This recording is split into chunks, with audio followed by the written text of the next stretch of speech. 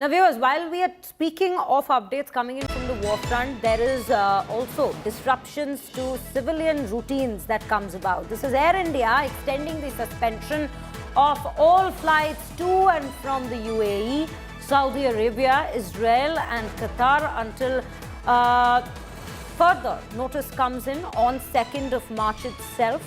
Again, Air India's select flights to Europe scheduled on 2nd March 2026 have been cancelled so far, is what we are learning. We have been consistently bringing you updates with regards to how air travel has consistently gotten hit by these very military operations that continue to mar West Asia.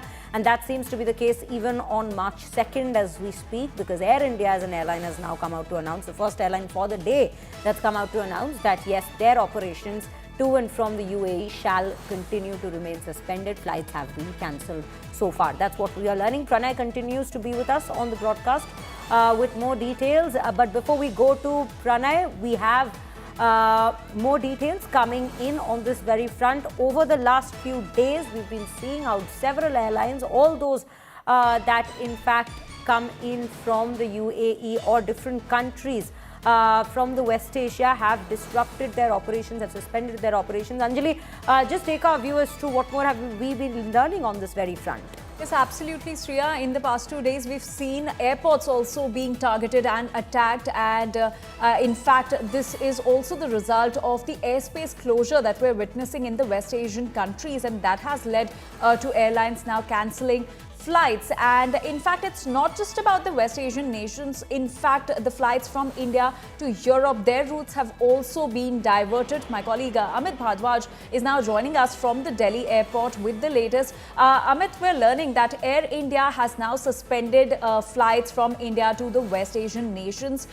Give us the latest update, and how is it causing inconvenience to the passengers, and how does the situation look like at the Delhi airport now?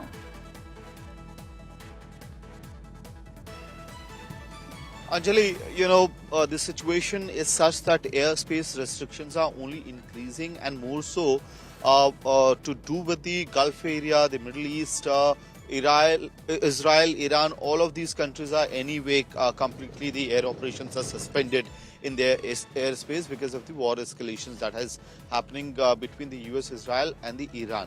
And what is happening is today there is a lot of rerouting which has been done by many of the operators who have the operations for the international routes, including that of Air India. For instance, the North America flights as well as several other flights which were bound for Europe has been rerouted, which means that it's going to take more time to reach the destination. But certainly now the operators are also trying to find out alternative methods and ways to ensure that the inconvenience to the passengers is reduced. But there are at least 4 flights to European destinations which have been cancelled by Air India that we know of. But they are assuring that they are trying to figure out secure and safe airspace through which they can actually carry on the operations. Yesterday itself, for instance, IndiGo had suspended their largely operations to do with the West Asia and Gulf region.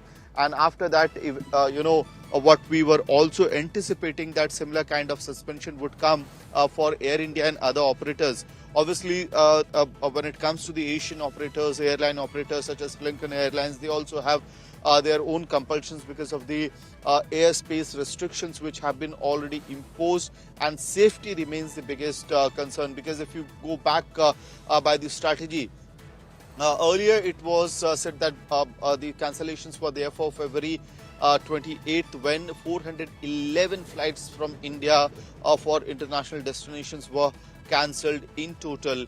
And because of the anticipation, these suspensions were already extended for March 1st. And obviously, when we see the kind of escalations that happened yesterday, the kind of war escalation that we saw and the kind of bombardment that has happened, it essentially looks out a safe and right strategy which is being used by the airline operators. And because of the airspace restrictions increasing, the inconvenience obviously is also increasing.